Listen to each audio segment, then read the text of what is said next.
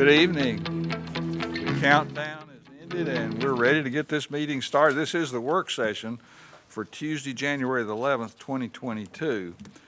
I'm going to call the roll to find out who's here. This sounds strange, doesn't it? I can see every one of you, but I'm going to do it anyway. Alderman Barnhill. Present. Alderman Blanton. Here. Alderman Hanson. Here. Alderman Peterson. Here. Alderman Berger. Here. Alderman Brown. Present. Alderman Potts. Present. And Alderman Baggett. Present. And I'm here also, so good. Next item on the agenda is opportunity for citizen comments, and I'm aware that we have Julian Bibb with us tonight that wants to make some comments, and maybe Alderman Blanton may want to reinforce or vice versa, whatever is appropriate. As Julian's making his way up here, I don't have a lot to say about this because Julian's the one that brought this idea to fruition, but I have the pleasure of being the alderman who's going to sponsor this moving forward. It's basically to honor Supreme Court Justice Connie Clark, who is one of Williamson County's, I guess we have the term, favorite daughter. So I had the distinct pleasure to know her and her entire family, and it's a privilege for us to make sure that she is recognized in perpetuity. So I know Eric and Julian have worked hard on how this might come forth, and Julian, I'll let you discuss it. Well, thank you. I am delighted to be with you all here. It's been a while since I've gotten to come back to a meeting, and enjoy being with you. With me tonight are Kathy Perry and Clay Perry. And Matt just walked in. Well, hi, Matt. Great. And so some of Connie's family is here to talk about a way to recognize and honor her legacy. And so you all know this, but I'll just go through a few quick things. That Justice Clark was born in Franklin, Tennessee, and she was born in the historic Dan German Hospital. There are a few of you all here, maybe not too many in this room, that were born at Dan German. And she graduated from Vanderbilt and earned a master's after that from Harvard, and went back to Vanderbilt and got a JD and became a lawyer. And I was fortunate enough, thanks to her Aunt Mary Margaret Marley, who worked with my wife, Jane Bibb, at the Bank of College Grove. I should give that on a trivia test. How many people know that? I know Ann Peterson does. And Mary Margaret said, you ought to hire my niece. She's really smart. And Mary Margaret was right. She was really smart, and she joined our law firm. Connie, of course, lived her entire adult life in Franklin on 4th Avenue. And she was one of the first women in Middle Tennessee to become a partner in a large Nashville law firm that then had roots and planted offices here in Franklin.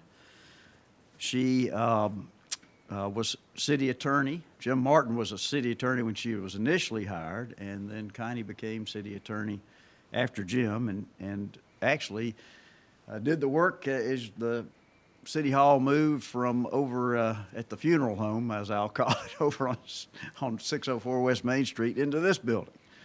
And then Connie was the first woman to serve as circuit judge for the 21st Judicial District, which was Williamson, Hickman, Perry, and Lewis counties. She was the first woman to serve as circuit judge in any of Tennessee's rural counties. And then after that, she served as administrator of the court, and then she was appointed to the Tennessee Supreme Court in 2005. And in 2010, she became only the second woman to serve as Chief Justice of the Tennessee Supreme Court. The time that she died, she was in her 16th year of service on the Supreme Court. And as you all know, just from probably reading the papers or your own personal relationship with her, she had significant national, regional, and local awards and recognitions. But I think for us, one of the outstanding qualities about Connie is that she was family first. 10 generations of her family lived and still live in Franklin. Connie was the 8th generation, and 2 generations have come since she was born. When she held court at her house on 4th Avenue, it was for her family and friends. I felt like I was one of the members of the family as well. But Connie had a way of telling us all exactly what we needed to be doing. And if we didn't think we needed to be doing it, Connie made sure we were doing it. Upon her death, Governor Lee ordered that all flags in the state be flown at half-staff, and she became only the 2nd woman in the history of Tennessee to lie in state at the Capitol before her funeral service here at her church. So we talked about ways to recognize her legacy to Franklin, to this community, and as some of you all may have seen, the county commission adopted a resolution to name the historic courtroom in the old historic courthouse for Connie. And well, we talked about some ideas about how to recognize her in the city. And initially, the ideas that we talked about was to do a street naming. And in talking with Eric, we still got that same kind of idea, but a little different. We were thinking about doing a street naming and having it be a street, and it would be your mailbox street. But as we talked about Connie's life in Franklin, we thought about this, that Connie was born on 4th Avenue, Connie lived on 4th Avenue, Connie worked on 4th Avenue at the court, and Connie is buried on 4th Avenue down at Rest Haven Cemetery. Being one of the last people, probably there aren't many people in this day and age who've been buried in Rest Haven. So 4th Avenue became a central thought to how to honor her. And as we talked about that, we realized that it would be impractical to rename 4th Avenue Connie Clark Memorial Boulevard or some other name that recognized Justice Clark. Because of post office addresses and inconvenience it would present to the community. But in talking with her family, Eric had a wonderful idea modeling some other cities in our state and really in the nation, and that is to have a memorial designation of 4th Avenue as a street that recognized Connie, but it wouldn't be an official United States Postal Service street name change. And so, Eric, I'll let you, and I know Shauna has talked about this as well. And It's not a particularly unique idea. I mean, you actually even see it if you head out Highway 96 West, Coach Gentry's naming, and the state did that in his honor as well. So it was just the idea of a way to recognize it fits with her life and legacy as well. And it's something we can accommodate without creating any confusion around street name. You would essentially put a different colored, different formatted sign above the 4th Avenue street that would recognize Justice Clark. And so if you're interested in that, we'd be glad to develop a prototype or that concept further and get further approval or guidance from the board on that. But we ran it through with the folks who look at addressing. We looked at it with our streets folks, and there is you just do a different color. There's a few colors to choose from, and there's already some guidance out there in terms of the street signage guidelines that are out there. So we've really just applied those to this circumstance and seem to be a pretty fitting option to at least explore at this stage. So. If everybody's good with that, I'd like for us to just go ahead and instruct staff to go ahead and create what that option looks like and bring it back to us in a timely fashion so that we can continue to move forward with that. yes, thank you, Mayor. And we certainly welcome Connie's family, and they're dear to all of us, and thanks for being here tonight. It's special. Okay, we're going to move to item 1. Thank you very much. Which is a resolution to affirm compliance with federal Title VI regulations in 2022. We do this every single year. I don't know that there's a lot to add to it, but if there's questions from anybody, we can take those questions. Yeah, as you said, it's something we do every year. It just affirms our commitment to non-discriminatory practices. It's consistent with the Civil Rights Act of 1964, and it ties into our ability to receive and use federal grant monies as well. So item number 2 is a discussion regarding private and regional stormwater management facilities. Back in July, whenever we were considering a resolution concerning Liberty Hills pond, we decided as a board that we would like to understand better all of the ponds that exist in the city, and the decision was made to move this forward to this date, to have the discussion and a presentation at the work session, and then actually the resolution that we were originally considering in July is also on the board meeting.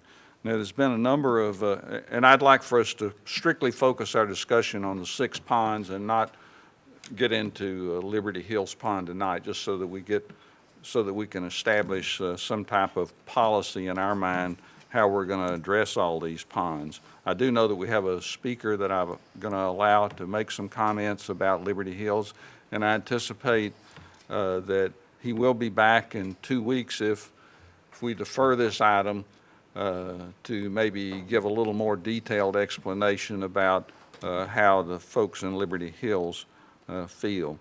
So whenever we get to the voting session, I would like for you to consider whether you would defer that particular item, and I don't remember which item it is, what number it is, but I think it's, which number? Item 9 on the Okay, item voting 9 session. on the voting session, to defer that for a couple of weeks, if you would consider that. So if I've made it clear, I'd like to go ahead and move forward with the presentation from staff. Okay, for those of you that don't know, Jeff Willoughby, he's our stormwater manager. He oversees our MS4 program. We're very blessed to have him. If you ask anyone at the state of Tennessee, they'll tell you that Franklin has one of the best MS4 programs, and that's mainly due to Jeff and his team and the work that they do. So Jeff took the lead on doing this evaluation, working with others in the department, and I'm going to let him walk you through it. Thanks, Paul. So we're going to discuss regional stormwater management facilities, not the most riveting topic, but I know City Hall's on the agenda tonight, so what I lack will be made up for with that discussion, I'm sure. Do you have a pointer, Paul? I don't know. I don't have a pointer. Okay, I can get there. So we'll start with how did we get here? I think most of you know about the resolution that was approved in 2004. What does that resolution say in a nutshell? It says under certain circumstance, the city may maintain, pursuant to city ordinance, a stormwater management facility located on homeowner association or private property, if it is in fact operating as a regional stormwater management facility. So for the facility to maintain such facility, what did that resolution further state? It said it must be accepted by the city engineer. It must be functioning or determined that it is a regional stormwater management facility and approved by the board. It did go on to state that the HOA or property owner would still be responsible for routine maintenance such as grass mowing and general landscaping items such as that. So what is a regional stormwater management facility per our code? It says it is typically a detention or retention pond. I know we have some new faces here, may not know what a retention or detention pond is. I have this picture here provided. This is a retention pond. We also call them wet ponds. That means they provide a permanent pool elevation. A lot of times they do that for aesthetic purposes, and then there is a detention or retention storage volume in that pond. A detention pond, on the other hand, would be what we call maybe a dry pond, and it's basically just a hole in the ground. So the difference between the two is a hole in the ground with no water, hole in the ground with water, in a nutshell. So we have a list here of the stormwater management facilities that were noted in the 2004 resolution. If you notice on the top of the screen, I have an asterisk there next to Dry Branch. That is not included in the resolution, but we decided to include it as part of this presentation for reference purposes, and after I'm finished with the presentation, it'll become evident why we included that in the presentation. So what does the code say? I'm not going to go through all of this. I'm just going to hit on the high points. It says it says what a regional facility is, detention or retention pond, serves more than one development site, usually 40 to 300 acres. Section 23106 goes into the maintenance responsibilities. If you have a stormwater management facility or a BMP, it says that if it resides on private property, individual property owners or subdivision, HOA, whatever, then that shall be privately maintained or owned. And that's blanket across the board in the ordinance. So, you have if it is a regional facility, if it's not a regional facility, bioretention, whatever it is, if it's a stormwater management feature, the ordinance states that that shall be privately owned and maintained. It goes on to state also that if a facility is accepted by the board, or city engineer, and then to the board, that facility then shall be publicly maintained. So if you accept it as a regional public facility, it has to be public, has to be owned by public and maintained by public. That's, in a nutshell, what the code says. I'm happy to go into that further if you want more information. So I come up with a two-part test to determine if these facilities were true regional facilities, in my professional opinion. Both parts of the test must be satisfied. The first part is, does the facility clearly provide a regional benefit? And we're talking about water quality and quantity. Quantity is the storage of water, quality is the treatment of water for pollutants. Was the pond originally designed to detain and treat runoff from other development sites? That's a real big one here. We're not talking about, like West Haven. There's a lot of ponds in West Haven, and there's some that flow through in series, but those ponds are just treating West Haven. It has to be treating impervious area outside of a single development. Usually that is going to mean that it's going to be owned and, it's going to be a property that's owned, maintained by a different property owner. So, you have to have a piece of property that flows into this outside of the pond's original parcel designation and be treated by that pond. The second part test is if the facility is publicly owned and maintained. We looked at a couple different things to help us determine that. It's pretty easy to know if we own the property currently or if it's public property. But we also looked to see if there was easements, what the plat says as to maintenance responsibilities, and if there was a long-term maintenance agreement for stormwater features on that parcel as well. So I'll start with Dry Branch. So first test, regional benefit. Yes, it's passed that test. We know that because the city designed and constructed that for a flood storage, water quality treatment benefit. It treats the whole Dry Branch. The Dry Branch stream runs right there to the adjacent to it. So we know that pond, it's really a constructed wetland, but it's serving the purpose of a regional storage and quality facility. Second test, publicly owned and maintained. It's past that. We own it. It's a park, and it's maintained by the city. Liberty Hills, regional benefit. It failed that test because we have a CEC study that looked at that and determined that it was not providing a regional benefit. Second test, was it publicly owned and maintained? We know it's not publicly owned and maintained. It's owned by the HOA. The city does have a maintenance agreement on that allows for access for maintenance as determined, directed by the board. And also have caveats in here about whether the pond is jurisdictional, and that means, is it a water resource determined by the state of Tennessee? Williamson Medical Center, first test, it failed.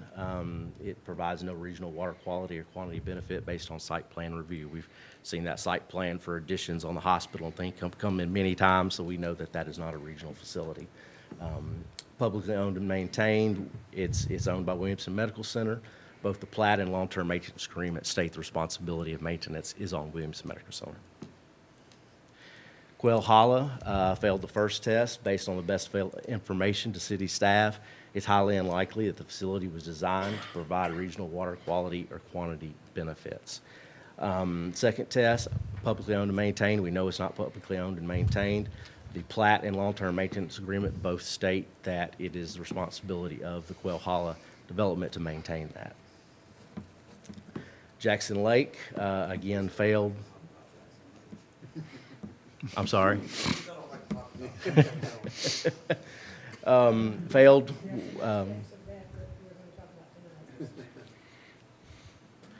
We know that Jackson Lake is not a regional facility, and we know it's not publicly owned and maintained. Plat states that Jackson Lake is responsible for the maintenance. Spencer Hall failed. We know those facilities, based on best available information, that they are not regional facilities. It's not publicly owned and maintained. It's owned by the HOA, and there's no public access agreements in place for it. Forest Crossing, we know that's not a regional facility based on the best available information. It's not publicly owned, and the plat states that the HOA is responsible for the maintenance on the facility. McKay's Mill failed. We know those are not regional facilities through site plans that have come through. It is not publicly owned and maintained, and both the plat and long-term maintenance agreement state McKay's Mill is responsible for the maintenance. Maplewood failed. Based on basic available information, it's not a regional facility. It's not publicly owned and maintained. It's owned by the HOA. Willow Springs failed. Not a regional facility based on best available information. It's not publicly owned and maintained. And the plat and long-term maintenance agreement state that it's responsibility of Willow Springs. Is that both of those lakes? Yes, sir. West Haven failed. We know this through site plan analysis that we've seen come through. Those are just designed to treat the West Haven development. It's privately owned, and we have long-term maintenance agreements and plat stating that West Haven is responsible for the maintenance. Avalon failed, again, based on the best available information we have. It's not a regional facility. It's not publicly owned and maintained, and the plat and long-term maintenance agreement both state that Avalon is responsible for the maintenance. Karen Bridge failed, not a regional facility, just serves that development, not publicly owned and maintained, and the plat states the HOA is responsible for maintenance. Jeswick Farm failed. Know that that is not a regional facility based on best available information, and it's not publicly owned and maintained, and plat states the HOA is responsible for all maintenance. Polk Place failed, not a regional facility, just serves that development. It's not publicly owned and maintained. Plat states that they are responsible for the maintenance. Inman Lake, this is the new Magnolia Hall development that's coming through. The existing lake that's out there is not serving any type of regional or necessarily attention benefits. Not publicly owned and maintained, and it's private property. Not a whole lot about this one because it's so old. There was no plats or long-term maintenance agreements that helped denote which way the maintenance went on this, but it was just a private single-family homeowner parcel, so it's been so long ago there wouldn't have been anything anyway. And that's it. So, in a nutshell, in my professional opinion, all 15 of those facilities that's on that list are not regional detention ponds. Regional detention pond has to be designed, like I said earlier, has to be designed to treat runoff from other developments. All of these ponds are designed to treat the runoff for those developments. And as you saw, the majority of these have plats and long-term maintenance agreements. I'm not sure if everyone's familiar with what a long-term maintenance agreement is. When a project comes through for development, we have the owners or developers sign a long-term maintenance agreement accepting responsibility for all maintenance associated with that. And it's a one-page legal document that is approved by law. It's recorded in the deeds office. It runs with the plats. It runs with any type of deeds on the property, and it binds all of the maintenance to the property owners. So, between the plat and the long-term maintenance agreements, the majority of these have pretty good legal recordings as to who's responsible for the maintenance, and the HOAs or property owners should be well aware of that. Furthermore, our ordinance states that any stormwater management facility, no matter what it is, shall be privately owned and maintained. Only under special circumstances, if it's designated as a regional facility, a true regional facility, the city engineer can accept it, and then the board can accept it. The city will then take over all the maintenance. So, One thing I would add is where we state it's highly unlikely. I'd like to dig into that a little bit. You know, we looked at all the drainage reports that we had associated with these developments. It was really hit or miss whether we had it or did not have that report. But in my 20 years of dealing with development, I have never met a developer that just willingly wants to over-detain without city involvement from funding and an agreement up in place prior to. The other big question that always gets asked, well, this pond's taking this huge tributary area. The way engineers are going to look at that is the flow coming onto their site from an off-site location, we're going to allow them to bypass that with no storage. They're only required to detain the increased impervious, the increased stormwater their development has. So just because it has a bigger drainage acreage, they're usually sizing that outlet structure just to bypass that off-site drainage with no storage. And that is done across the board everywhere, and I've never, ever met someone that's willingly wanted to do above and beyond that. So that's where we came up with the highly unlikely.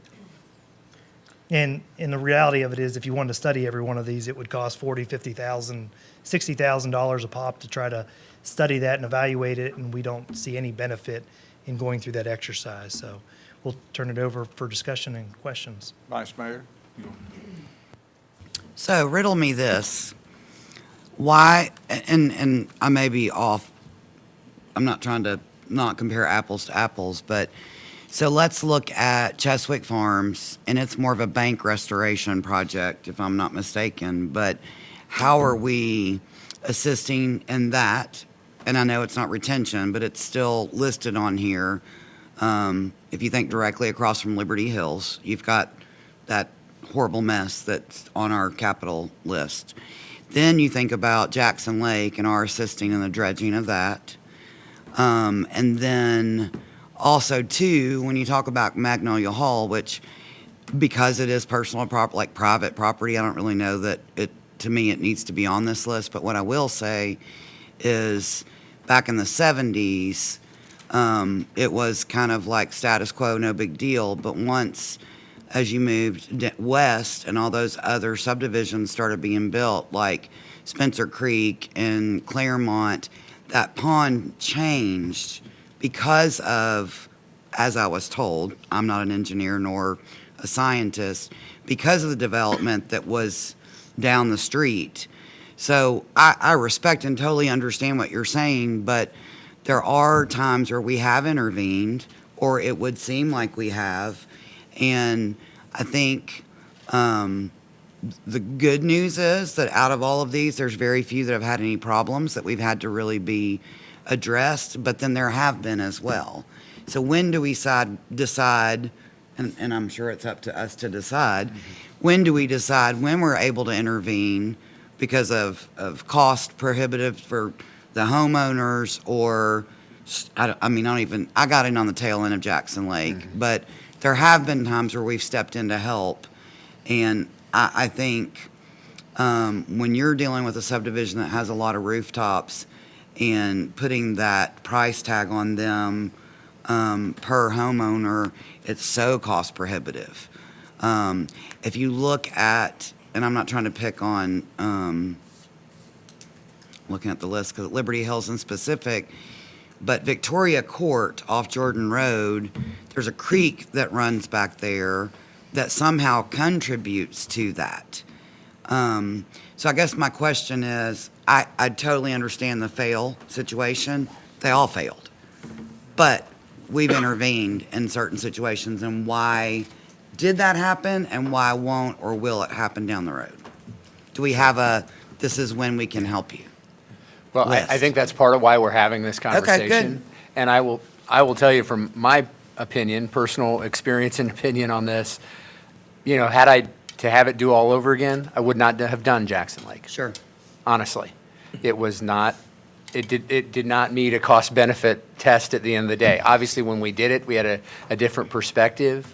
You're looking at limited resources within your stormwater fund. We had a discussion around how that fund is structured, and it's really a maintenance fund.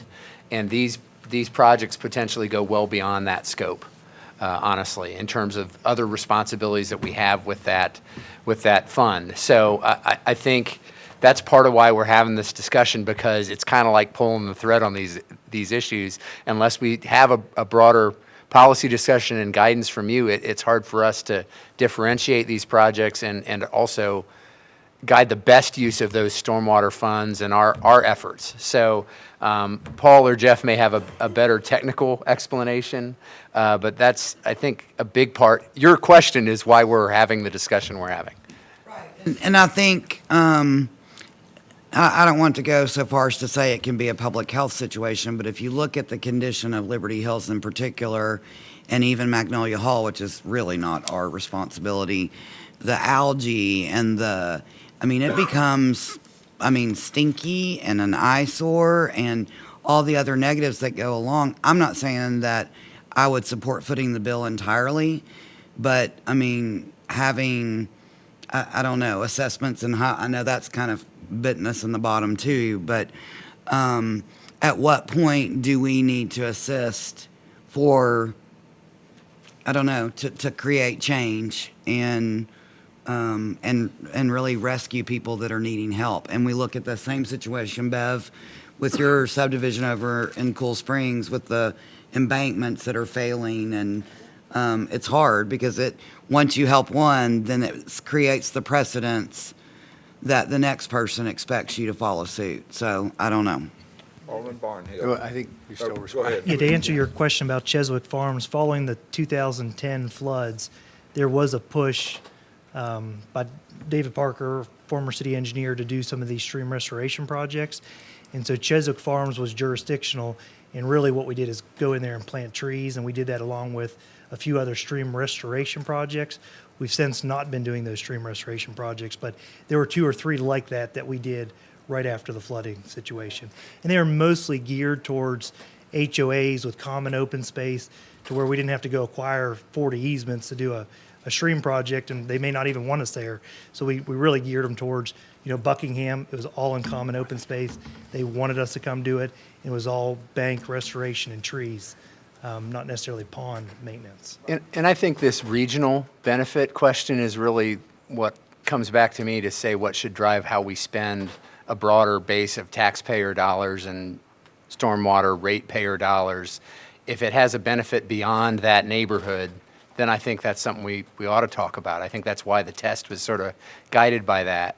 And I think that's where I kind of keep coming back to that seems to make more sense to me in terms of how we would use broader taxpayer dollars for something that benefits people beyond that immediate neighborhood.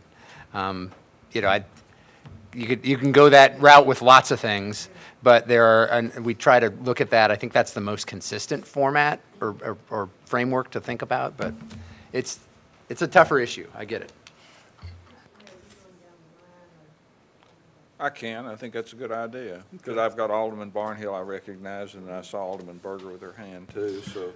So I just want to remind you that I plan on allocating about 45 minutes to City Hall. So Okay. that's what I'm trying to do. Ongoing maintenance and one-time maintenance are 2 different things. And that's what we're being asked to do, is ongoing maintenance.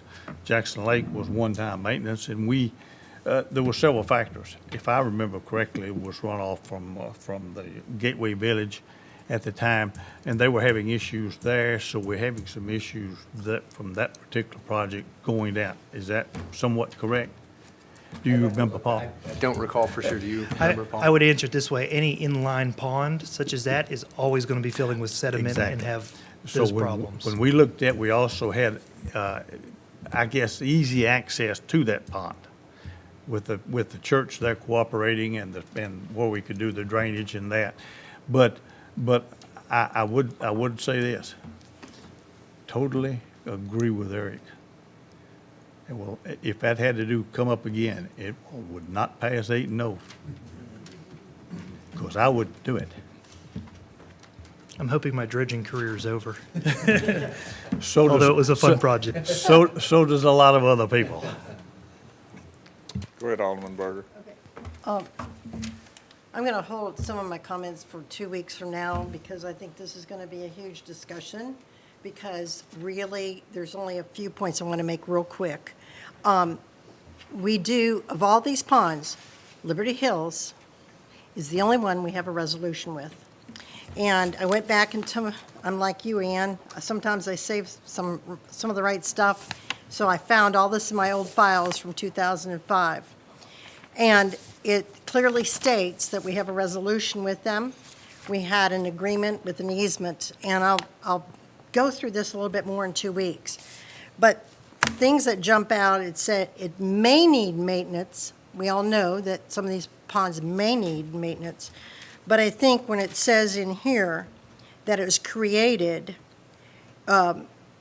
this is a functioning regional detention facility that may in the future need cleaning construction, okay, may need that, but it continues to function properly, so it will continue to function properly for the purpose it was created, and it does authorize the city to maintain this facility, and it says, finding that the retention pond meets the city standards as a functional regional detention facility. And we have approved this acceptance, and I can go on a little bit more, but 2 weeks I'll be glad to explain some of that to you. But the high points to me, you brought up health. Brandy, I think health is huge here. But this plat, you came in here and said the plat recognizes that the HOA should maintain this. Nowhere do we have a plat for Liberty Hills that says that the HOA is responsible for maintenance. We don't have that with them, and Liberty Hills did not accept the responsibility. In the 2004 resolution, approves that. Under special consideration, if it's designated as a regional detention facility, you said that we would look at it and say, yes, we might need to do something. It was designated as a regional detention facility, but now we want to say, well, no, we don't want to do that anymore because it's expensive. Well, you know what? It's the only one that we have a resolution with, and there is obviously a reason. And what was the intention of why it was created? So there's a lot more information. Those are just some of the highlights, and I'll leave that go for 2 weeks. Alderman Baggett. I won't restate some of the points. I mean, I think there are, there is if it's a flow-through retention pond, there is always going to be sediment. But I think there's and I'm not a stream scientist or engineer or whatever, but it would make sense, though, that with a lot of the development around some of these, specifically in the Cool Springs area around Liberty Hills, that there might have been some additional sediment in over time that may have led to this resolution that was passed, making it that. So I think looking at this specifically, I mean, and we're not talking about Liberty Hills tonight specifically, or at a couple weeks, but moving forward, I think we have to just really make sure that, I mean, that just seems to be the one that is obviously that has come up problematic. I think we are all pretty clear on how we want to handle these moving forward, and I think we've done a good job on all the ones that have failed. It proves that we have done a great job over the last X number of years, making sure they're all set up properly and deeded and platted. So it's less of a conversation about how do we handle all of them. It seems like we're doing fairly well with the ones that are currently being built and the long term, like there's no liability there for the city long term. We just got to deal with the one, or two that are the issue. So hope we can focus on just those. Alderman Potts. Thank you, Mr. Mayor. I'll be brief. As a Maplewood resident and a former HOA president that had to deal with this lake, I'd like to say hats off to you guys. The stream restoration project that you did, I thought was great. Constantly getting telephone calls and knocks on my door to go down there and take a look at it with different people, and I thought y'all did a phenomenal job with that. So even though your dredging time might be done, I'll let you know the work there in Maplewood was great, as well as the exit or the overflow area that has been restored as well. I'll hold all my comments till this comes up in a couple of weeks, but again, thank you for your work. Alderman Peterson. Well, one of the things that I want to talk about is Maplewood, which we have spent a fair amount of money on, because it is not, that water doesn't just come from Maplewood. Doesn't it also come from across 96? It does, okay. So I appreciate your saying something about that, and the city has definitely spent money there. But that is also the case for Liberty Hills. Isn't there a culvert under Liberty that goes across, from the north side of Liberty Pike to the south side? Yes. Yeah, yeah. So water is coming from other sites besides the one site, Liberty Hills. Is that correct? Correct. Okay. And as I recall, even though I was not on the Board of Mayor and Aldermen, I was on the Planning Commission.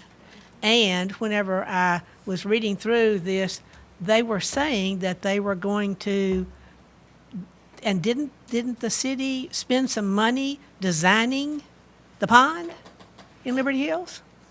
That's what it said in one of these. We spent about $200,000 dredging it back in. No, I'm not talking about dredging. I'm talking about when it was being built. You go back and look at that. We could not find anything. We Well, did wait, look. no, it's in the materials that we got. It's in the materials that we got. Yeah. So, no, it's in the materials that you sent out to us with this.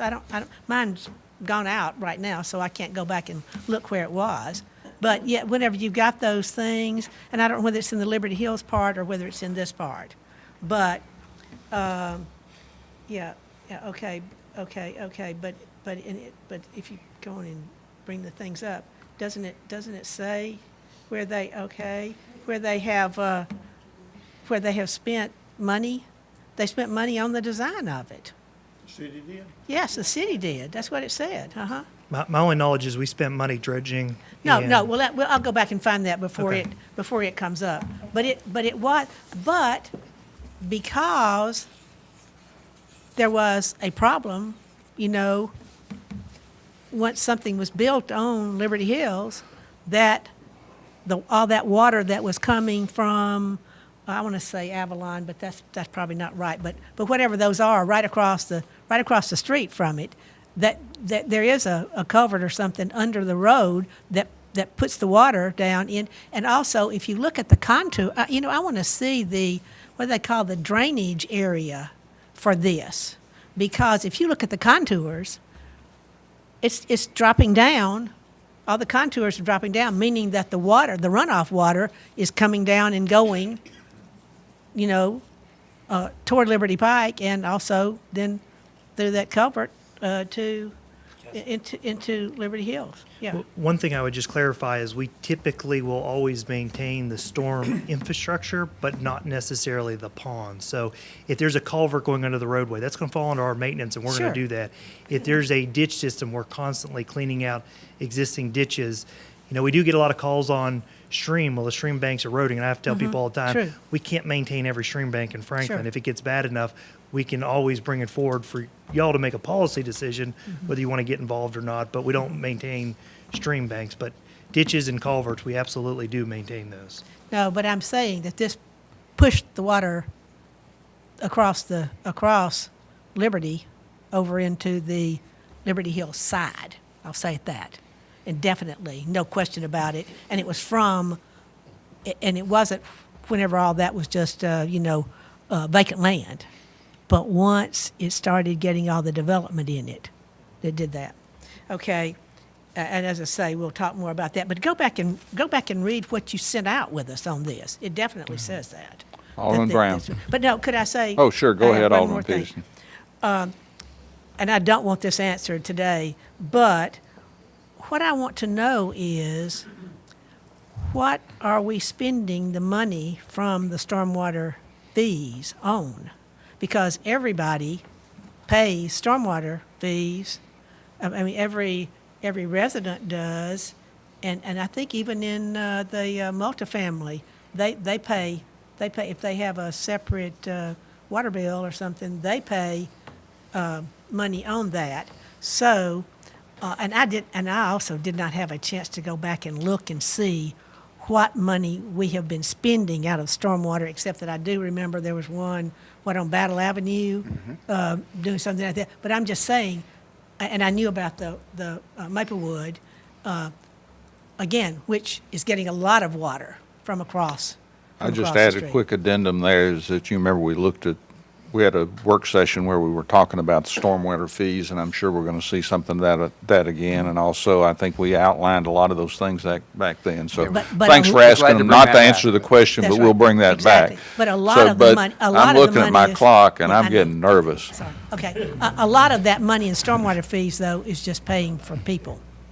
Well, because they're maintaining the system. Absolutely. It's not just to pay them, it's to do the work. No, I Okay. understand that. But I mean, they're not going out and cleaning out the, Yeah, they are. They're maintaining it. We have crews that do that work. we'll talk about that. Okay. And tell us where some of those have been done. Thank you. No, across the city. I mean, where you have the drainage ditches and those culverts and all that, our crews work that. I'll be more than glad at first. Yeah. A couple of places. It's been so long since I've called on you, Alderman Brown, I've almost forgotten your name, but go ahead. Mayor, the only thing I can offer to you is don't ever tell us not to talk about something, because clearly that's all we're going to talk about. So lesson learned. I'll save my Liberty Hill comments. The only thing I would offer on the bigger presentation, I know you're trying to get some guidance here. The only thing I would say is I do know that there are instances where, I think there was one on Mallory Station that was dealt with a few years ago, where there was it was done incorrectly, and the city came in, helped that situation, and helped that area around Sunrise Drive, right? There's going to be those situations where things happen to a community.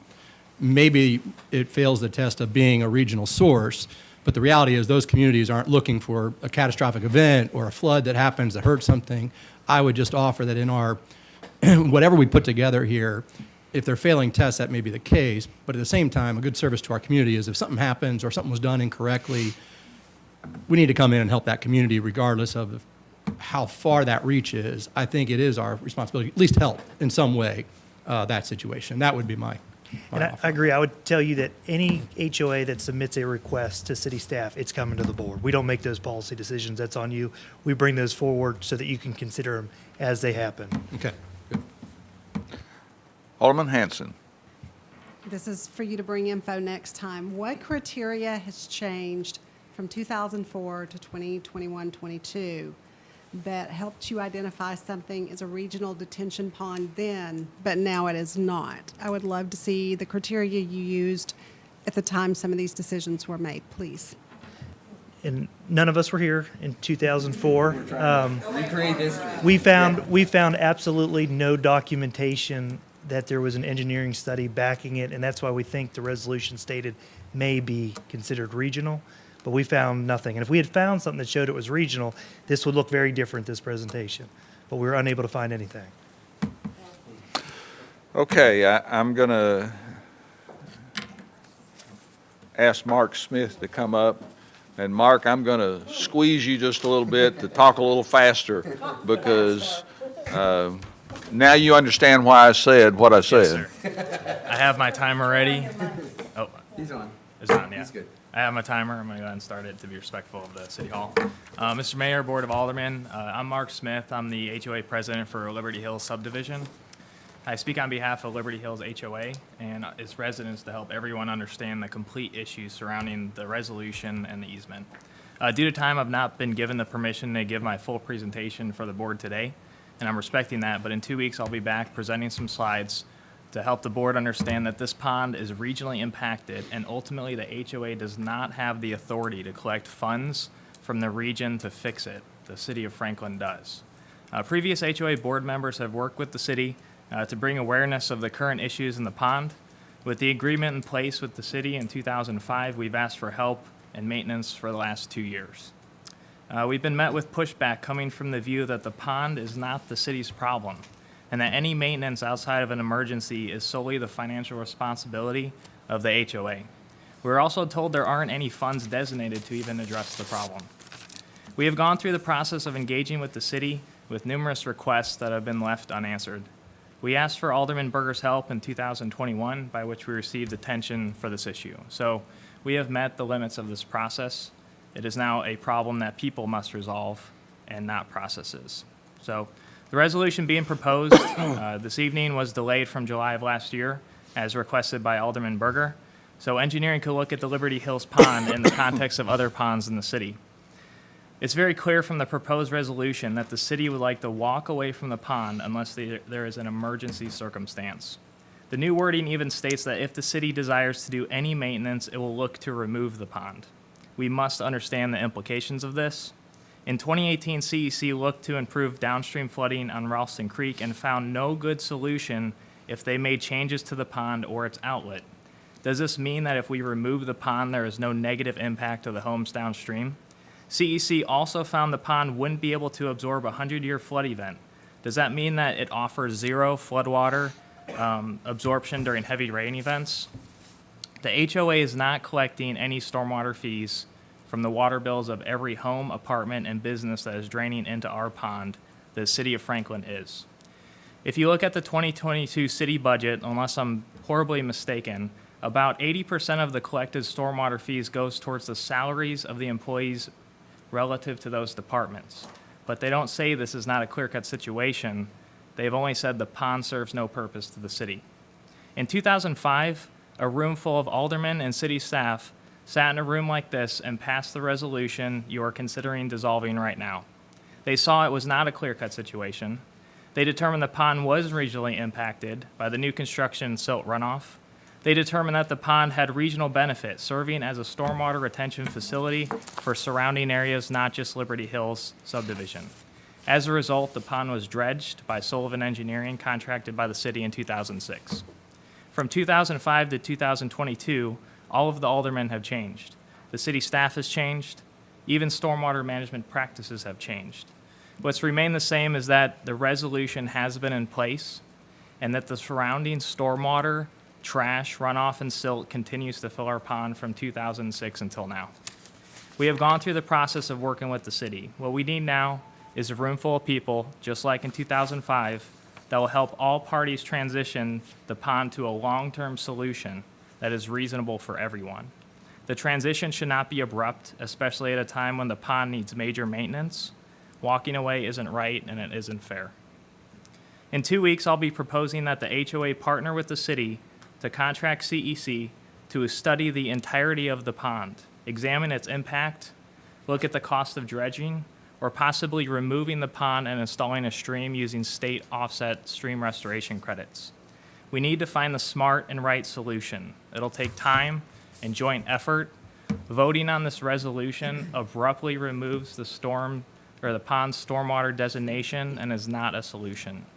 The solution is not for the city to walk away and leave only the HOA with the financial burden of removing the incoming silt from 9 billion gallons of water running through this pond over the last 15 years. And that all comes from 358 homes, 468 apartments, and more than 40 businesses that are not part of Liberty Hills. This is a problem that people must resolve, not specific wording of easements, agreements, and lawyers defining what is emergency maintenance, defining what stormwater practices are modern or not, or even conjecture on if the pond should have been constructed in the first place. The reality is, the pond is here, the city allowed it, and the city entered an agreement with us, and in 2005 to maintain the pond. Help us get a long-term plan in place for this pond.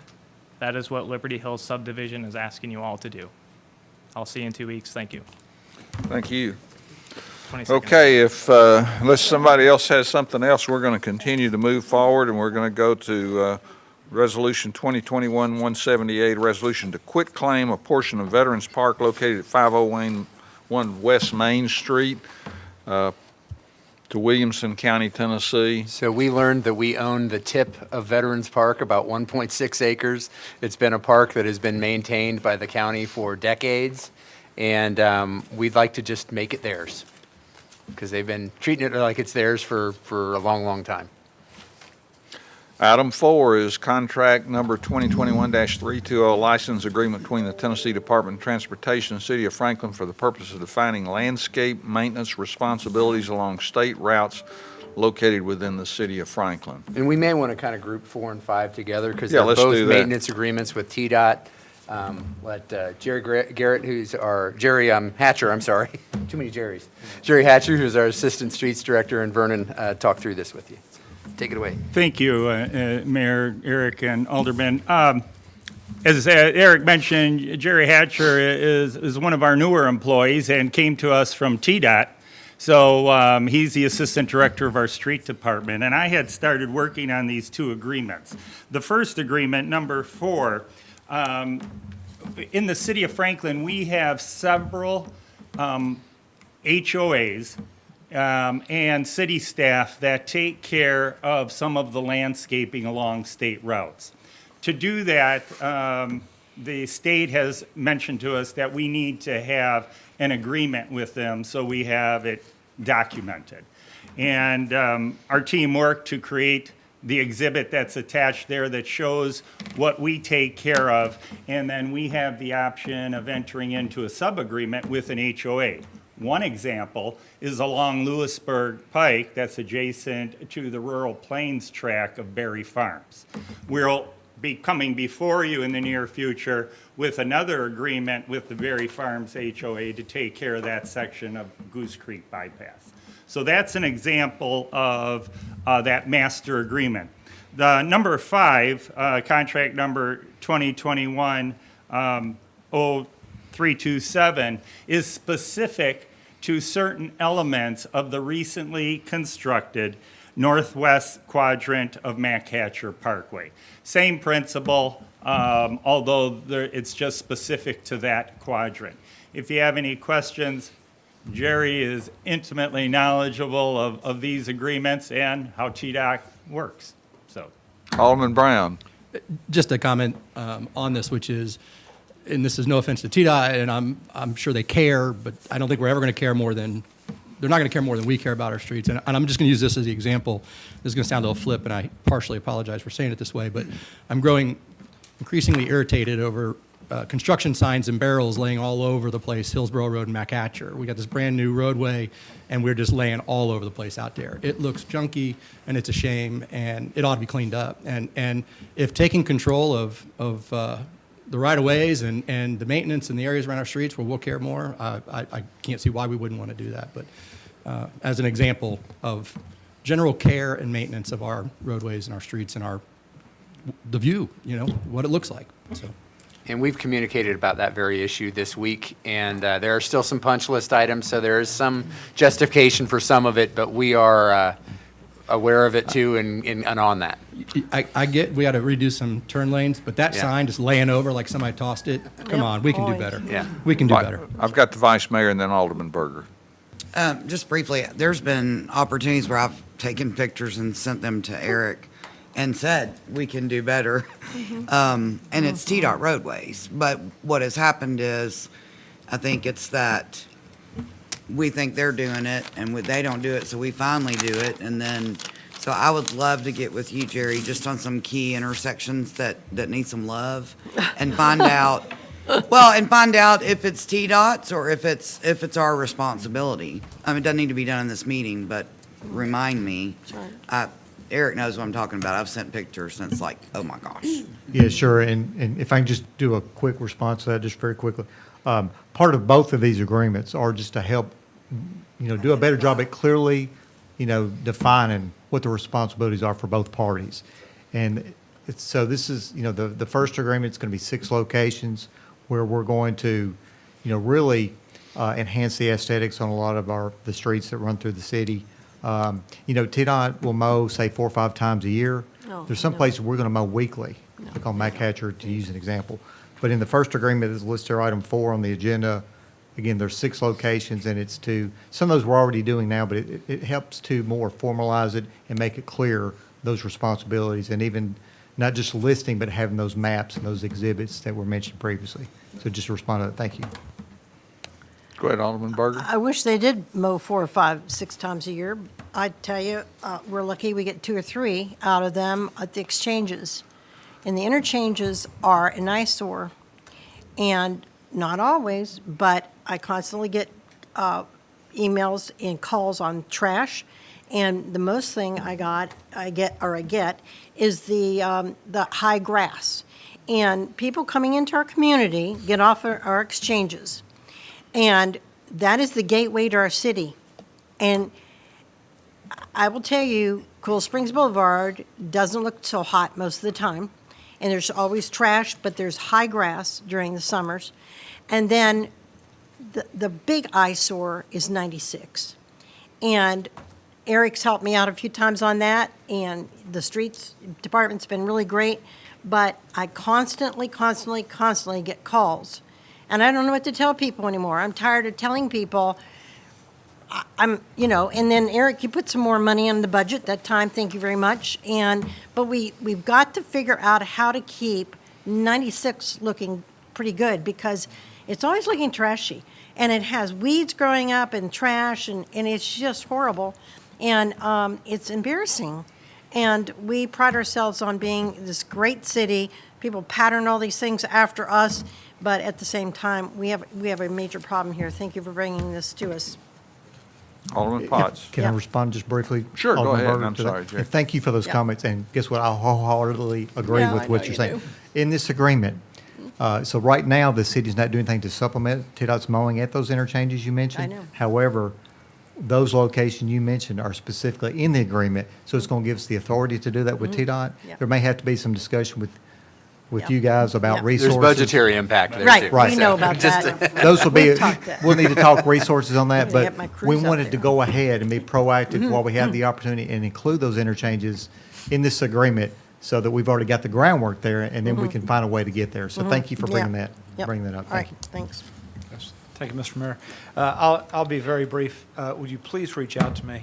Because I've had several constituents and HOA presidents reach out. Highway Yep. 96 is key. Yep. I am right there on that. That's But even two. not there, as I was going door to door during the campaign, one of the things that actually came up was, is it a state road or is it a city road? Because nobody wants to claim all the trash out in front of where we were. Especially So 96. please reach Yeah. out.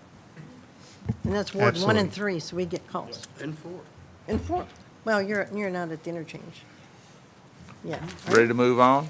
Are you at 96? Item 6 is Resolution 2021-161, a resolution amending the Coletta Park PUD subdivision to extend the vested rights for the property located northeast of South Carruthers Road and south of Murfreesboro Road. Established a public hearing on February the 8th.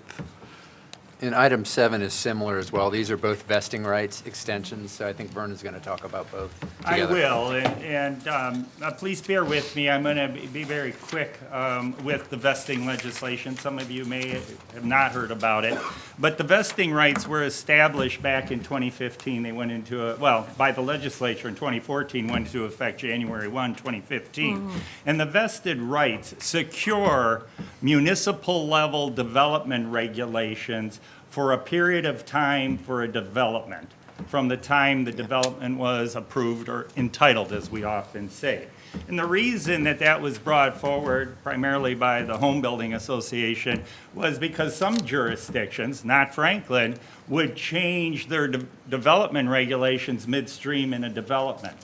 So there's at the time, there's over 24 states in the country that have vesting legislation. There may be more now.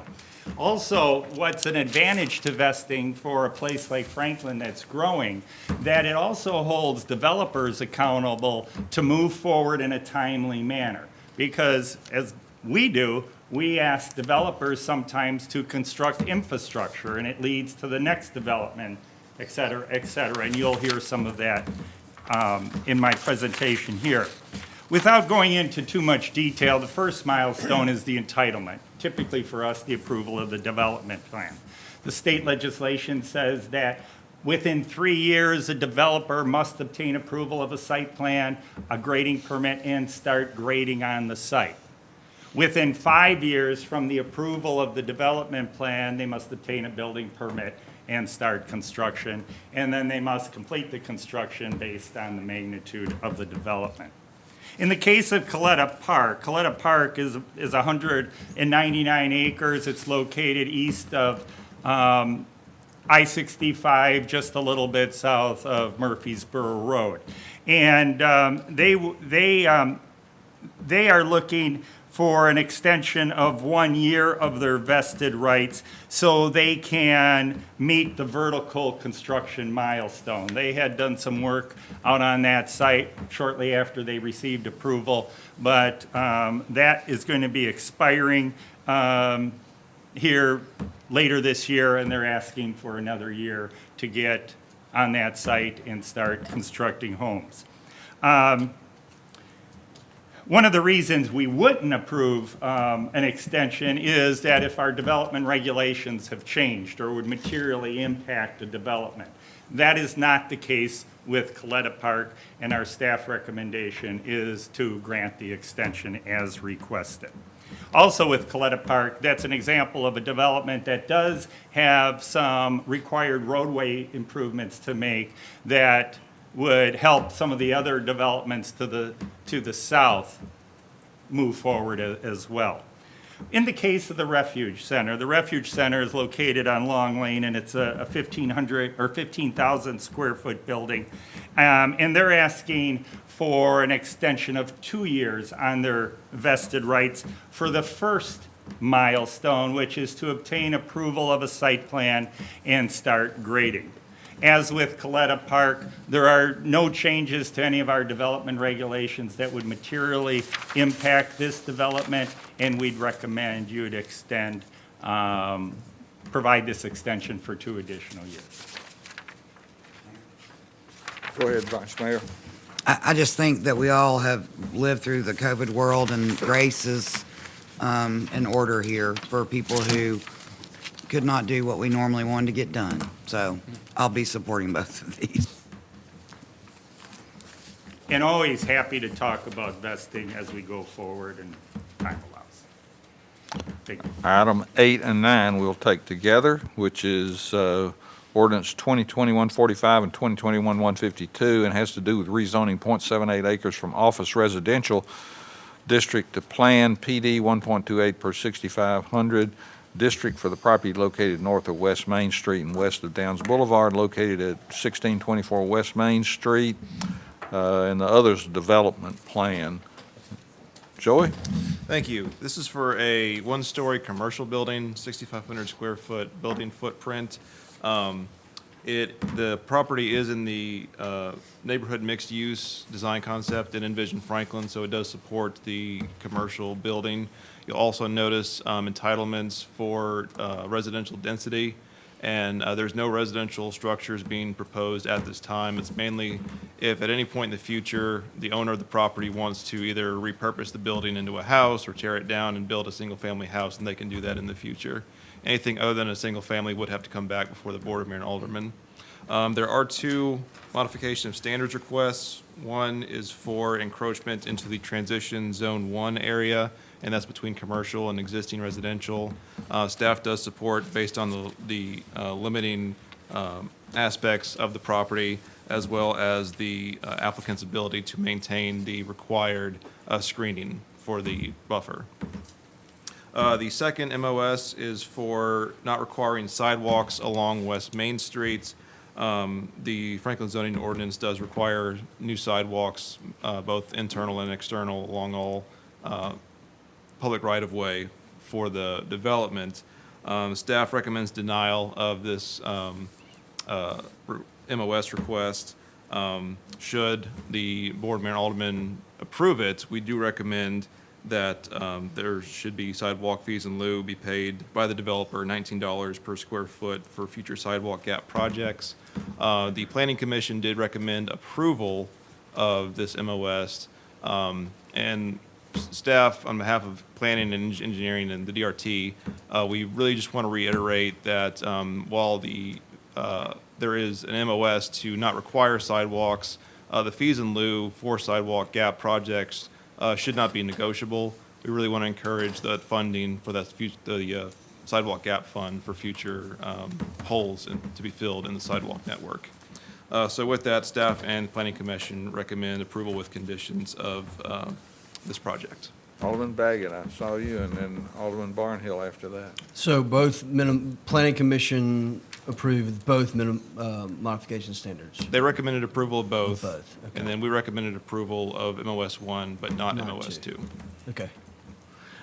Just the only comment is, it seems like this is like a streetscape type long-term project, especially on that, I don't know what direction that is, but the, on that corner going towards, I guess, towards Southall Road, that's all single-family residential. And to ever get a sidewalk that gets from the neighborhoods to anywhere is going to have to be some sort of streetscape project. I don't know that you're going to, I just don't see that happening anytime soon. So I understand the number 2 as well.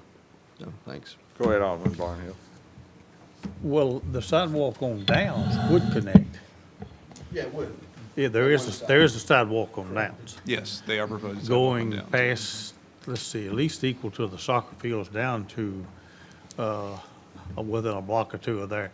So, yeah, I would prefer to see the sidewalks rather than the in lieu of and whatever else. So I. Wait a minute, I'll recognize you in a minute. So anyway, yeah, I won't do that. I'll support the staff's recommendation for sidewalks on that. On both sides, is You're not asking to exclude the Downs. Yeah, I have no problem I have no problem on both sides. You're going to Booker Service, what used to be Booker Service Station. You've got a trailer park that's been torn down and moved. So you've got opportunities there for redevelopment. So yes, I will support both sidewalks. Alderman Peterson, you wanted to make a comment? It's not the Downs Boulevard, it's the part on West Main. Okay, Still thanks for said that what I said, clarification. I'll support both. Okay. That is West Main. Everybody else clear? Ready to move forward? Item 10 and 11 and 12, we're going to take together, which has to do with ordinance 2021-47, 2021-163, and 2021-284, having to do with property located south of North Petway Street, east of Shawnee Drive, at 1101 Shawnee Drive, and this is the rezoning, the development plan, and the parkland impact fee, which, go ahead. Thank you. This is for the Franklin Housing Authority. This is continuing their redevelopment of this area. Cherokee Beauty subdivision across the street was approved last year, and then the Chickasaw development to the north was also approved previously.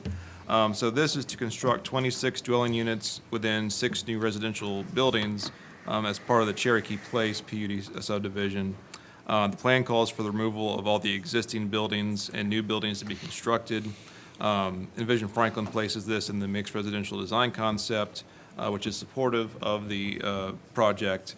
It does give special consideration that Franklin Housing Authority properties may include a limited number of multifamily residential in accordance with their master plans. The plan as proposed features a variety of building types with setbacks and architectural styling that is compatible with the surrounding neighborhoods. There are 3 MOS requests with this plan. First is to revise the minimum parking standards for multifamily from 2.25 spaces per bedroom unit and 2.75 spaces per bedroom unit.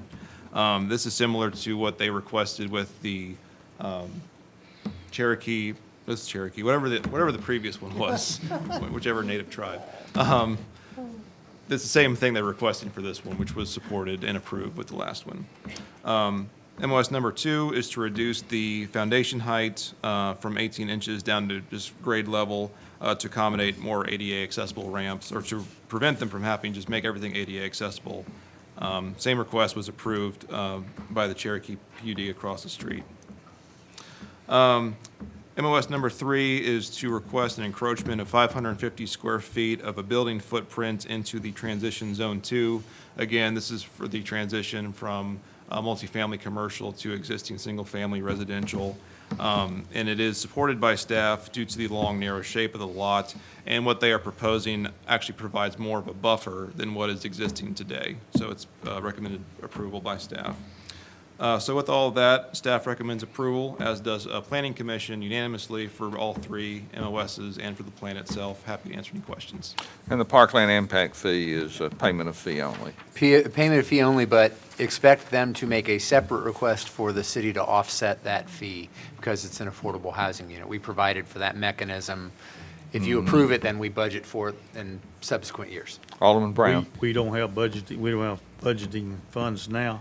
We do it as we get the request and you approve So it, and then So we didn't put $1 million in at one time back. we're not carrying that at this point. What we do is we budget for what you approve. And with the timeline for a typical development, there's plenty of time to put it in and align it in budgets going forward.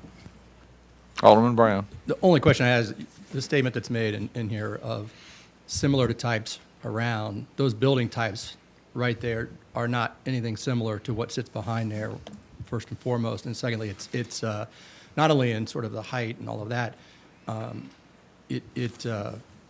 I would love to know why the staff feels that that is consistent with what is neighboring behind that area, West End Circle specifically. So the townhouses, it's different building types that are permitted within the mixed residential design concept, which includes townhomes, duplexes, triplexes, that sort of thing.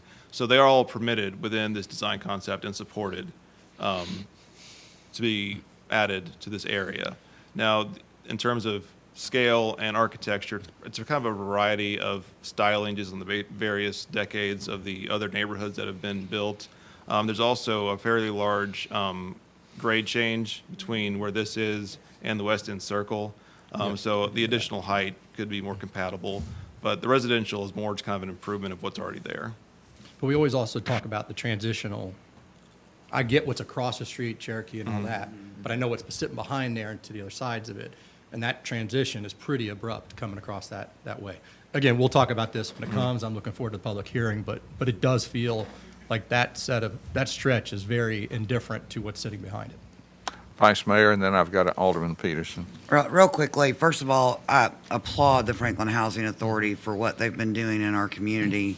You know, we talk about affordable housing, and that's what they provide. And unfortunately, it's not being viewed as that. So I applaud that. I'm also excited of how they are rehabilitating the places that you've had for a long time. I will tell you, though, in the last week, I've had a lot of communication from people on West End Circle who are not excited about the transition, and they are not excited about the traffic. And I would love for us and Adam to maybe look at a three-way stop right there on that curb. My very first home was on North Petway, so I know this area very well.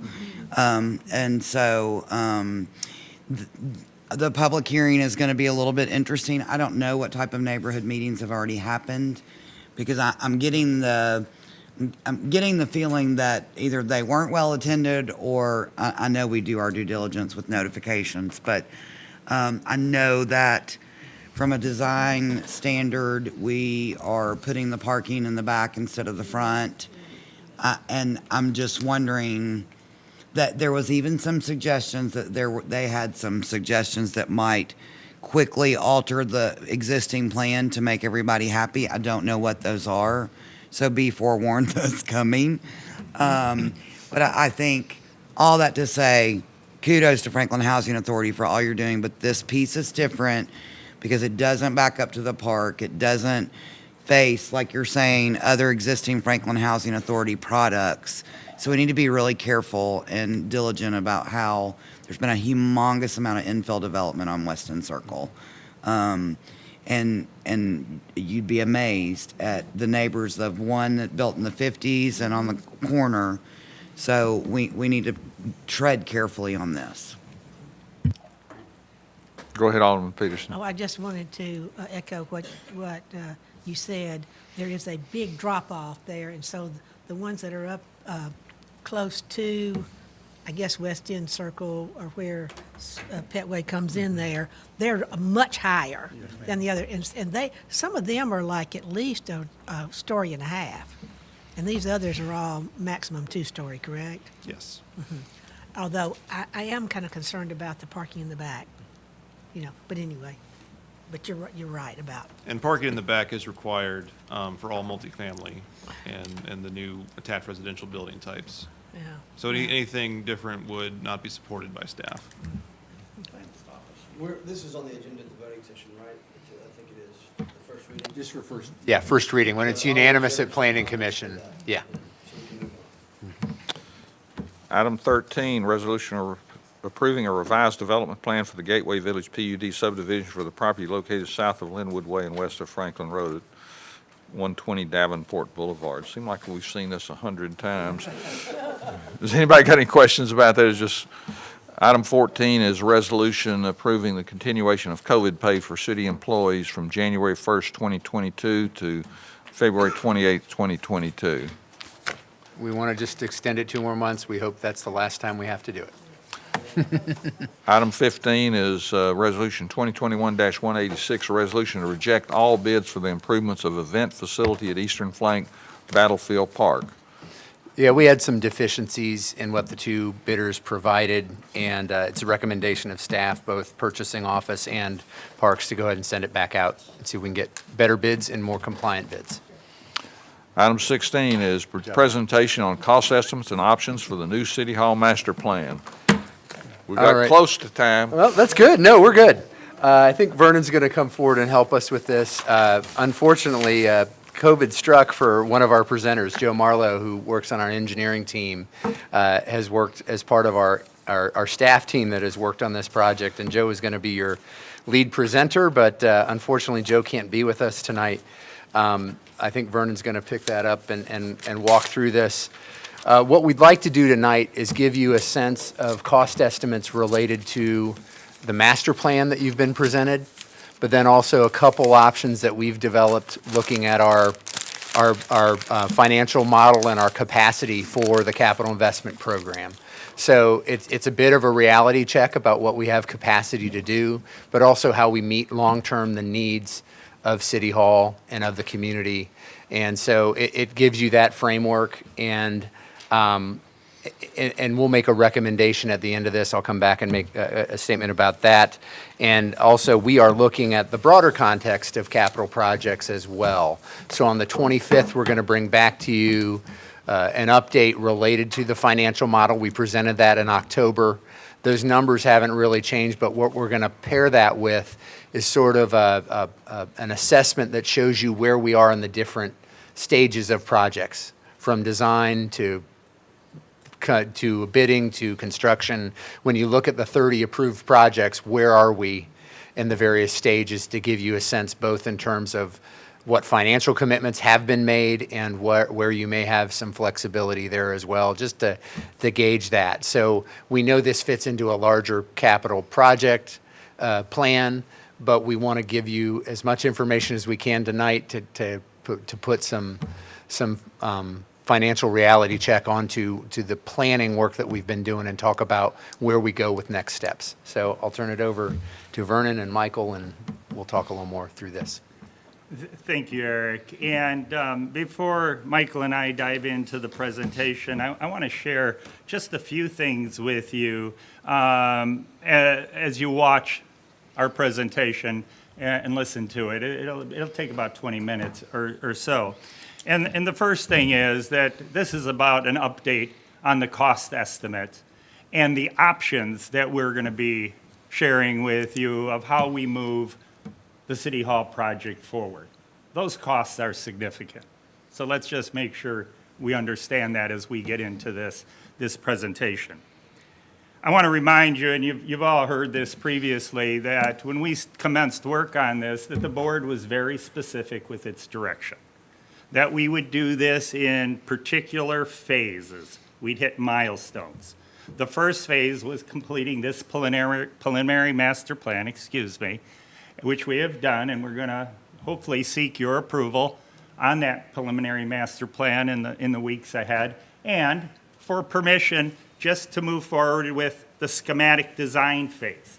So we're moving this 4.5-year completion of the project just forward another year, and it allows us to look at basic design and further refine and value engineering those cost estimates.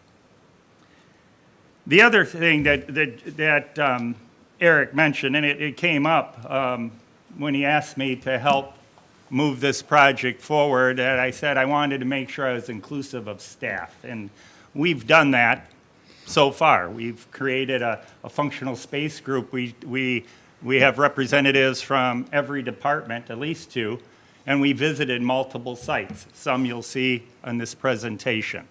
So we've included staff. We've also have an executive team, and one of those members, as Eric mentioned, is Joe Marlowe. He's one of our very talented city staff engineers. And Joe is largely responsible for this presentation. And I know he's watching, and I want to acknowledge the great work, and I'm sure you're going to appreciate it, if I can do justice to it.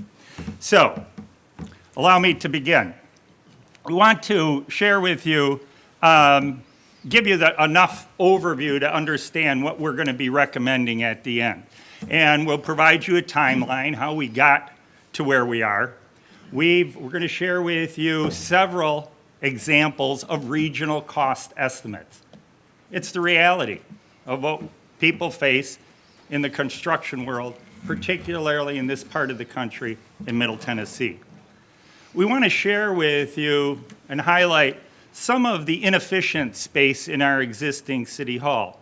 And the purpose of that isn't that you don't know from walking through various departments as you go through the building, but it's to help you understand the inefficiency of this existing footprint and how it relates to the options that we're going to share with you that you can decide upon how we move forward in the shorter term and longer term.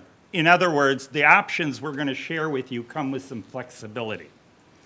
Then we're going to get into the cost estimates for each of those options. I'll turn it over to Michael. He'll talk about the financial aspects, and as you know, he does that very well and very thoughtful. And then Eric will follow up with the staff recommendation, and we'll have discussion about that, hopefully. Back in February of 2020, we issued an RFQ. We selected a consultant. You have met them from OHM and Studio 8 Design. And eventually, in the fall of 2020, we approved the phase one of the master plan, which we commenced work on. And from the initial time in February of 2020, even before, that was pre-COVID, and things had changed since after COVID when we started moving in, and one of the reasons why the board had us do this phased approach. There's some bullet points here, but these bullet points represent a very, very specific process to engage citizens, elected and appointed officials, and our employees. And the list on the right shows how much outreach we have had. And that includes a number of meetings as well as a survey where we had over 750 respondents. And we landed and came back with you, shared the master plan, and then we came back with a second round survey, and 90% of the respondents, since they were either satisfied or very satisfied with the preliminary master plan. So today we're going to share with you what those cost estimates are for the full build-out and a couple options. As Eric mentioned, in a couple of weeks we'll talk about the CIP plan, give you some more information on that, how it relates to the City Hall. We hope to receive guidance from you either tonight or in a couple of weeks to proceed to bring before you a resolution to approve that preliminary master plan and another professional services agreement to proceed with the schematic design. And that schematic design cost is about $1.3 million, $1.4 million. We'll hone that in based on the option that you give us guidance on should you wish to proceed. And then in 23, we'll be back before you to ask for permission of the approval of the schematic design and proceed with the construction drawings needed. And then by the winter of 24, we'll want to award a contract, begin construction, and hopefully move in the summer of 2026. So let's look at regional costs. And as I talk about regional costs, I want to focus on construction costs. not overall project costs. Because as we look at regional data reports, as we looked at other projects, we try to hone in on construction costs, which are the building and site. A total project cost, which we budget, includes the soft costs, furniture, fixtures, equipment, technology, the contingencies, and we have 2 proposed here for the construction as well as the inflation, because we're 4 to 4.5 years out until we would be completed. Project costs include design, and we've also included a temporary relocation in the project costs. But for the sake of the next few slides, it's about construction costs.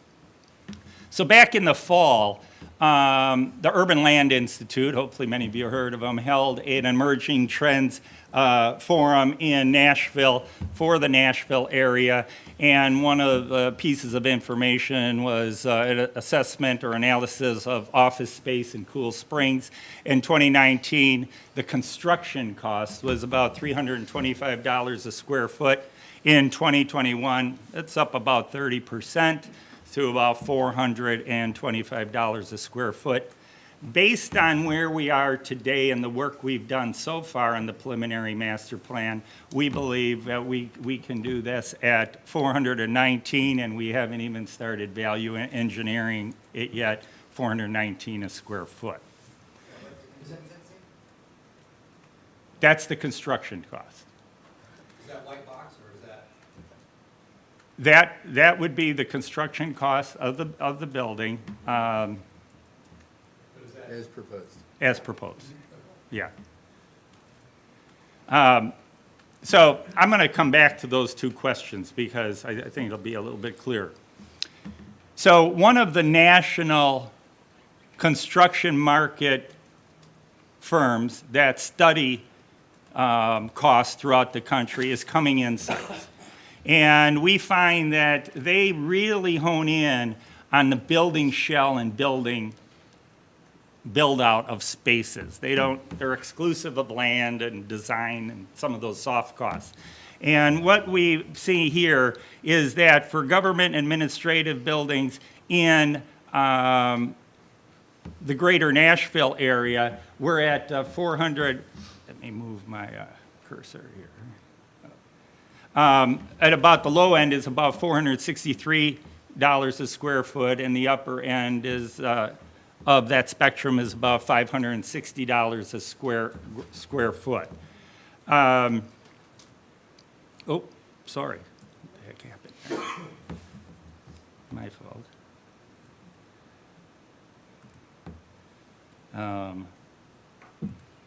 Here we go.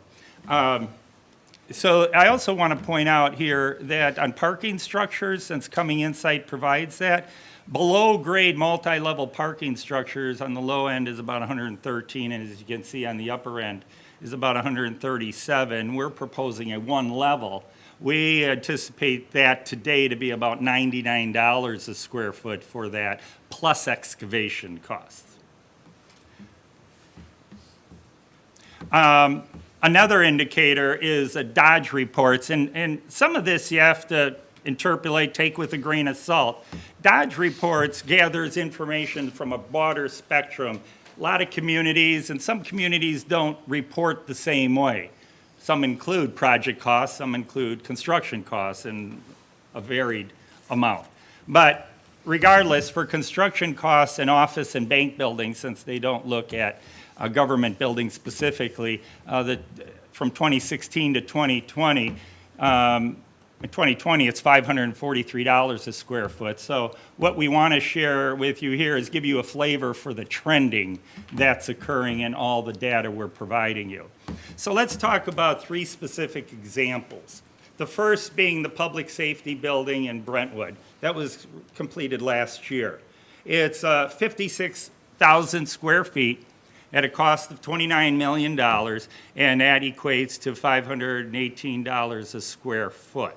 The parent company, the same construction company that our consultants are working with and has helped us estimate our preliminary master plan, constructed this building. The other example to provide to you is one that's recently been awarded to Turner Construction. They're a pretty large construction company. The City of Huntsville City Hall, a little bit larger, 175,000 square feet at a cost of close to $77 million, and that equates to $439 a square foot.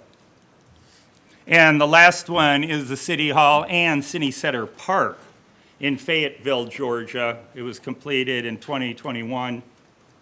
It has, again, it includes a park, but the building itself is 34,000 square feet, $19 million at a cost of $559 a square foot. As you can see, those costs are significant. So let's look at the existing City Hall, and in this part of the presentation, do want to provide you a home improvement tip that you'll see in here.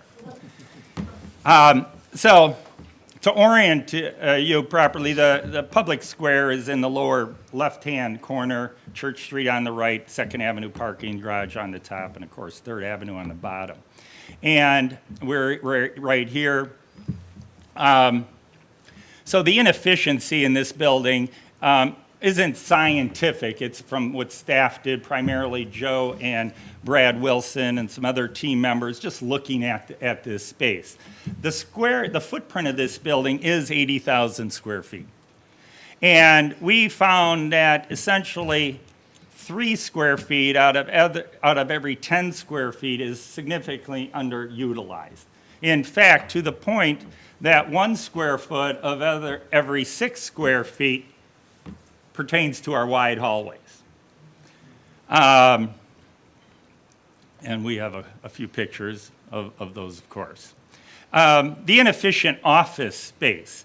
It's, for lack of a better term, it's a hodgepodge, makeshift, of different office equipment and spaces that has been, as sometimes we say, shoehorned into the building and spaces available as we were growing over the years. And we have hallways within offices that are not efficient space too. We also have a space on the back end of the building that, just totally inefficient and underutilized, but there's a cost, significant cost to try to renovate that space. The other part of this building, and this space is what we often refer to as the team, as the dungeon, just storage space. And we're working to digitize a lot of these documents. So when we move into this new City Hall, we're using space efficiency. Additionally, what creates inefficiencies is the multiple entrances, and that's also a security concern that exists. Insufficient public and private bathrooms. We have multiple departments that should be working together instead of separately. That's just intuitive. It's non-intuitive because we have trouble working together, but imagine the public that comes in that has to navigate this without sufficient wayfinding. Thank you, Ange. So the inefficient consequences of this are split departments and non-intuitive layout, time and frustration. And now for the home improvement tip. Since July, we invested about $155,000 on roof repairs. In 2017, we received an estimate for $2.2 million to replace the roof. But we do have ample cans available that we can cover water stains. That really works well in your home if you have acoustical tile, and I bet you're looking at the ceiling now. So, but we've been trying to put a Band-Aid on here for a long time. The other piece of this, of the consequences of the inefficiency, is that the building fills the site. We don't have anywhere to grow, even if we wanted to, in this building. And the one-story construction doesn't allow us to go up. So, here we go, and the new options and the cost estimates. The first option that we'll be sharing with you is the full master plan, complete of site improvements as you've seen it previously. The second option is the master plan, but with a partial building, 78,500 square feet and a partial garage. The third option is the same partial building of 78,500 square feet and a full garage. So, as you've seen before, the full master plan includes 115,700 square feet, and this is based and predicated largely on the programming document space needs analysis that we started back in 2018. And you've seen that recently at the joint workshop. The second option is a partial building, 78,500 square feet, and a smaller reduced parking structure under the building, subterranean, of about 109 spaces. It wouldn't include some of the streetscape, and park, green roofs, and other amenities, but I want to spend a moment here to emphasize we will build a complete building that we'll be proud of. It will frame the square, it will be complete on all sides, and it will be landscaped. More importantly, it will serve our city team into the short term and provide ample opportunity to grow into the future as we projected in the programming document. Phase 3 is, again, the partial building, but includes the full parking underground. So, I'm going to go from the top down on this slide here, starting with option 1, 2, and 3 across the top as I explained to you what those three options are. Option 1, the full master plan, is estimated today at $106,400,000. Option 2, the partial building and partial garage, is $66,700,000. The partial building and the full garage is $74,500,000. Again, the parent company has worked with staff to come up with these figures at this point based on the preliminary master plan. The building square footage, as I discussed, is for the full is 115,700, where option 2 and 3 are 78,500. Underground parking, yes, for all three. Number of spaces for options 1 and option 3 are the full 204 spaces. Option 2 is 109 spaces. The next line talks about net spaces because on this site, we have some surface parking that we would lose. So the net is 137 for option 1 and 3 and 42 for option 2. We endeavor, as had been approved by the board years ago, to obtain at a minimum LEED Silver certification. And as I had mentioned with option 1, it would include the streetscape, urban parks, and green roof where options 2 and 3 would not. And understanding that FF&E, the technology, and temporary relocation costs are included in all three options. So now we'll take a quick look at how those costs break out. Again, looking from the top down. Options 1, 2, and 3, demolition is the same. Get this building and site cleared, about $500,000. These costs are rough. The building, garage, and soft costs for each of these projects are $70,700,000 for option 1, $48,500,000 for option 2, and for the partial garage or partial building and full garage is $54,800,000. The streetscape, urban parks, and green roofs are $5.5 million, $1.6 million, and $1.8 million, and they're associated again with only the full master plan.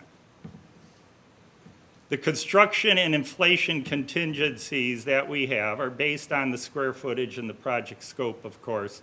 And that would be $14,600,000 for option 1, $9 million for option 2, and $10,100,000 for option 3. The design fees, again, are proportionate to the option and are 9.2 million, 6.2, and 6.6 for option 3. And the temporary relocation cost has a couple asterisks at it. If we were to be moving today, we believe we could temporary locate for the time of redeveloping this site for approximately $2.5 million.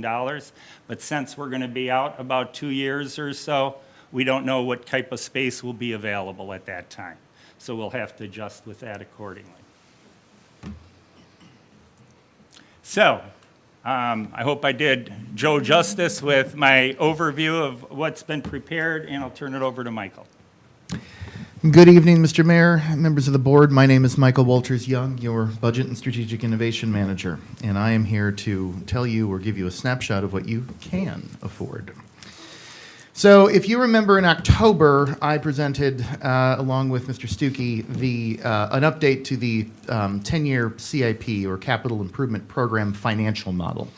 And at that time, we had forecast and still do approximately $397 million of available revenues, regardless of source, for the next 10 years, starting now and then moving on into the future. There's a wide variety of how that's broken out, and we will revisit that in 2 weeks when we talk more broadly about the CIP. At that time, if you took out the original amounts which were programmed in for City Hall and a downtown parking structure, there was $301 million roughly, or $302 million roughly, that has been allocated or programmed of that $397 million of resources, leaving you net available resources of roughly $95 million. We recommend, as we did 2.5 years ago in 2019, we still recommend in 2022 that you keep $20 million of estimated revenues not allocated, because things change. Case in point, no one could have forecast we would shut down the tourism industry completely for multiple months because of a global pandemic in 2019. So the amount of resources we have available today to spend on capital from the Hotel Motel Fund is vastly different than we thought we were going to have. Things will happen. Hopefully, keep praying, not to the same extreme that we've just gone through and are going through, but that's a case in point of why you want to keep a little bit of your powder dry, so to speak. So compare that to the City Hall costs.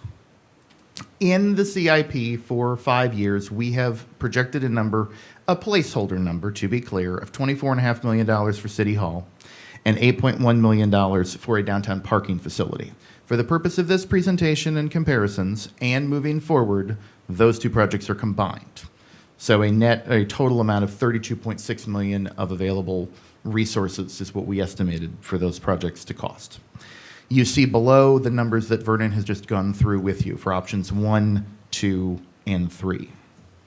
To put this in a different graphical context, the green line represents the maximum projected resources you have, roughly $95 million. The yellow line represents what staff would recommend you have available to you, which is roughly $75 million. And the three options, option 1, the full master plan with the full garage at 106, slightly above those two lines. Option 3 coming in next at $74.5 million, which is the partial building and a full garage. And option 2 at $66 million, nearly 67, which is the partial building and a partial garage. And with that, Mr. Stuckey. Thank you. So let's go to the slide with the recommendation. We would recommend that we pursue option 3. City Hall is a clear need. We've been talking about the need for this building for many years. I can tell you I joined you in late 2008, and it had been a project that had been talked about for some time there. The board has been gracious enough in this last year plus to help us move this project forward step by step. One of the comments I made a few years back was This project can't always be 5 years away. We've got to move forward. We've got to find a path forward. And with what you provided, the direction you provided a year plus ago, we shaved a year off of that. So if you think about the master plan's a year, the schematic design's a year, final design and bid documents another year, and bid and build is 2 years. That's 5 years. So we now taken 5 down to 4, and this next stage would be another year. And that schematic design that we'd like to focus in on is this option 3, and let me tell you why. It provides a complete building. It is not the size that we talked about, but it is something that I believe will meet our needs in the near term and beyond. The efficiency that we get out of a well-designed, functionally logical, compatible design. We talked about the 30% inefficiency that we experience today. We benefit from eliminating a great deal of that. I'm not going to eliminate all of it. You got to have common spaces, circulation, all of that, but it will be nowhere near the 30%. So while it's a similar number to the square footage we have today, the realization of the efficiency will be a net benefit to us in terms of space, usable space. It completes the square. It builds back from the square, so you'll look like a building that belongs and fits our beautiful downtown square. By building out the parking completely, you meet the broader community need of providing meeting a parking need as soon as you can, as soon as practical. And also, there's a pretty significant cost premium that you pay for phasing that parking that I think we would be wise to complete that element and then use that as a platform for expansion down the line if and when it's needed. As we said, you work within your CIP capacity. You preserve $20 million that meets other needs for other projects or cost escalations, unexpected cost escalations that we might see other places. And we maintain a city hall that we can continue to make progress on. The cost of that is $1.4 million. So I think we still are in a position where we have to take this step by step.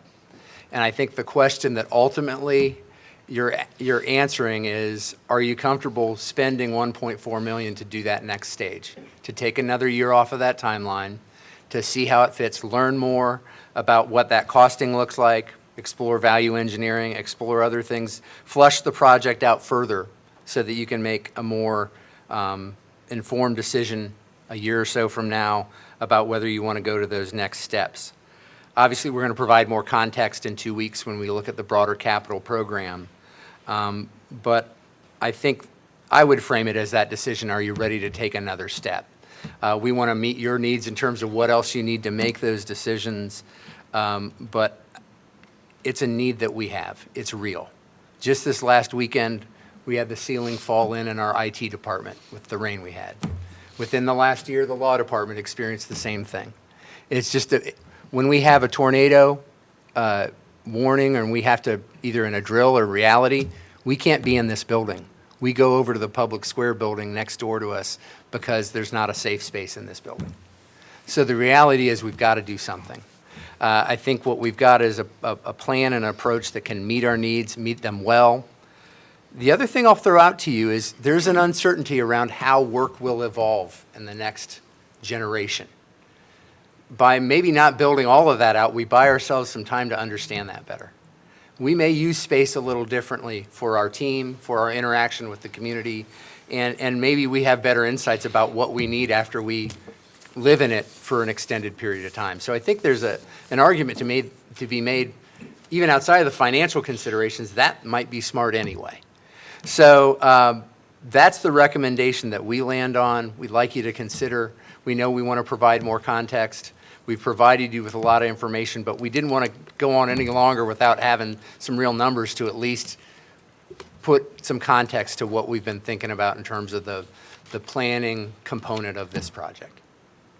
I'll stop there. Thank you. Okay, we're bumping up against the 7 o'clock hour, and we're going to do something new and different. We're going to have a 30-second or less rapid response down the line. Yeah, this is the rapid fire round, and I'm going to start with Alderman Hanson and let it move this way, and then we're going to be done. All I have significant concerns about the cost of money over the long term and the cost of materials to construct, and I think we need to consider larger rather than smaller based on those items. It is a very serious consideration long term. Vice Mayor. I know this is not palatable to the community probably, who doesn't work, function, or even maneuver through this building, but I think that the staff recommendation is very wise. Of course, there's part of it, let's just go ahead and do it while things are cheap, but your last point about living in the space and realizing what we need in the changing work environment in our nation, I think we're good. I appreciate all the efforts you guys are making. Personally, I don't need to be sold on the need to replace this building. I don't need to be sold on it being downtown. All that stuff to me, that's what we ought to be doing. And so I applaud us pushing through and forwarding the plan to build something new here. I will say at that top level, you just think about the census numbers and where we're headed. You start hitting over $1,000 a person, that gets to be pretty hefty. Likewise, I am afraid it will come down 5-6 years later. By the time we actually open that building and we suddenly find that we need more space, we're right back in this again. But I do think there was a lot of conference rooms in that space. We do have some inefficiencies here. My guess is if we really pulled together, we could build a really great building that did the job that we did without all the extra amenities that who knows, 5 years from now, people won't even be using. So well done, and fully support moving forward.